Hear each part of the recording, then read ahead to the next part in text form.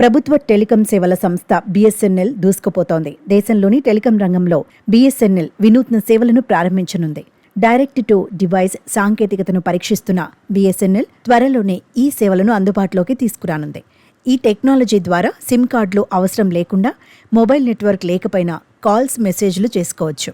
అమెరికాకు చెందిన communications company వయాసాట్తో కలిసి బీఎస్ఎన్ఎల్ ఈ కొత్త సేవలను అభివృద్ధి చేసింది. ఇటీవలి ముగిసిన ఇండియా మొబైల్ కాంగ్రెస్లో కొత్త లోగోను ఆవిష్కరించడంతో పాటు 7 కొత్త సేవలను అందుబాటులోకి తెస్తున్నట్టు బీఎస్ఎన్ఎల్ ప్రకటించిన విషయం తెలిసిందే.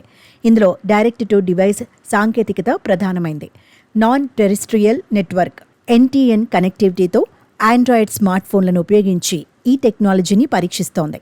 ఉపగ్రహం, ప్రాంతీయ మొబైల్ నెట్వర్క్లను అనుసంధానం చేయడం ద్వారా ఈ సాంకేతికత పనిచేస్తుంది.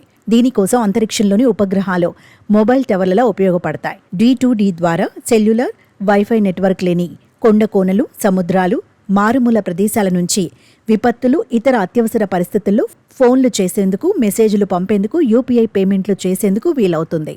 ప్రభుత్వ రంగ టెలికాం సంస్థ భారత్ సంచార్ నిగమ్ లిమిటెడ్ పునర్వైభవం దిశగా అడుగులు వేస్తోంది. ప్రైవేట్ టెలికాం కంపెనీలన్నీ రీఛార్జ్ రేట్లను పెంచడంతో చాలా మంది యూజర్లు బీఎస్ఎన్ఎల్ వైపు మొగ్గు చూపుతున్నారు. ఇదే సమయంలో బీఎస్ఎన్ఎల్ సైతం వీలైనంత ఎక్కువ మంది కస్టమర్లను ఆకర్షించే దిశగా కొత్త ఆవిష్కరణలతో ముందుకొస్తోంది.